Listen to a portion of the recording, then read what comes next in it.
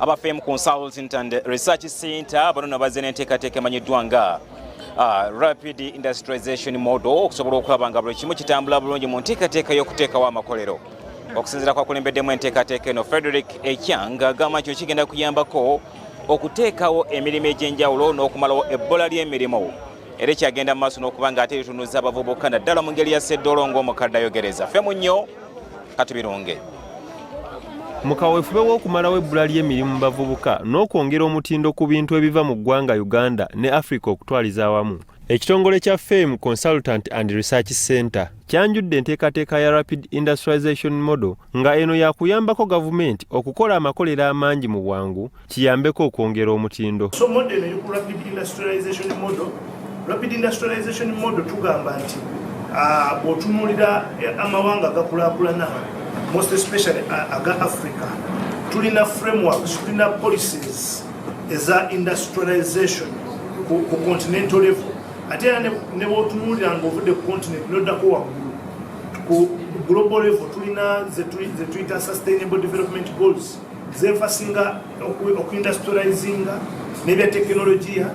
Frederick Ekyanga agamba kino kitutte emyaka 5 nga bakikolako era kyakuyamba okukyusa ebyenfuna bya Africa n'okumalawo ebbula ly'emirimu mu bavubuka. Consolidating efforts eziriwo zonna okulaba nti tusobola okuzimba amakolero mangu abantu ne bafuna emirimu.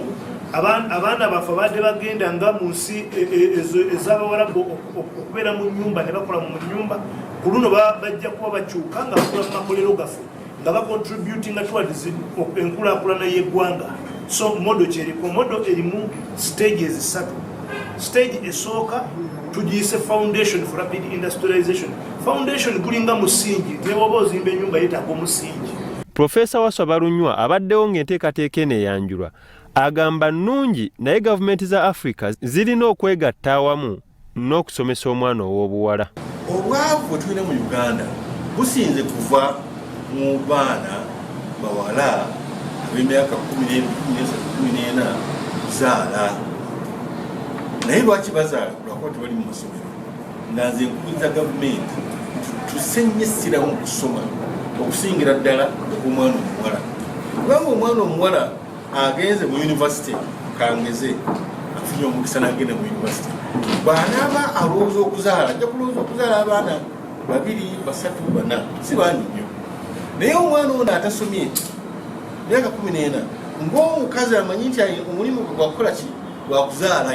Bino we bijjidde nga omukulembeze w'eggwanga asaba abantu naddala abalimi okwongera omutindo ku bintu bye bafulumya okusobola okufunamu n'okukulaakulanya eggwanga. No games, please.